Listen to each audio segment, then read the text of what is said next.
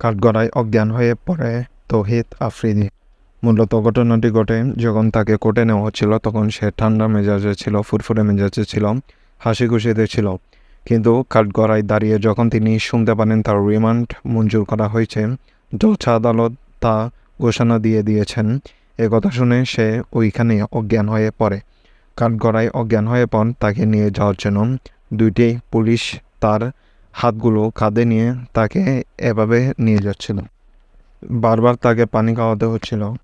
এছাড়াও তৌহিদ আফ্রিদির যে আইনজীবী ছিল সে রিমান্ড নামঞ্জুরের আবেদন করলেও জজ আদালত তা বহিষ্কার করে এবং 5 দিনের রিমান্ড মঞ্জুর করে তৌহিদ আফ্রিদির। মূলত হত্যা মামলার আসামি হওয়ায় রিমান্ড ছাড়া আর কোনো উপায় নেই বললে জানান জজ। জজ আরও জানান, হত্যা মামলার আসামি যারা রয়েছে তাদের প্রত্যেককে রিমান্ড দেওয়া হয়েছে, তৌহিদ আফ্রিদির ক্ষেত্রেও তার ব্যতিক্রম নয়। এখন দেখার পালা রিমান্ডে পুলিশ কী কী তথ্য ফাঁস করতে পারে। তৌহিদ আফ্রিদির কি কোনো কুকর্ম রয়েছে, তা কি তা জানতে চায় পুলিশ, তা খতিয়ে দেখছে সিআইডি। একই সাথে পুলিশের সুপারভাইজার কথাও জানায়, তাকে হত্যা মামলার আসামি এমনি করা হয়নি, তার অনেক কুকর্ম রয়েছে জুলাইয়ে, যা আস্তে ধীরে প্রকাশ পাবে বলে জানায় পুলিশের সুপারভাইজার। সো ভিউয়ার্স, আপনাদের মতামতকে অবশ্যই কমেন্টে জানাবেন। ধন্যবাদ।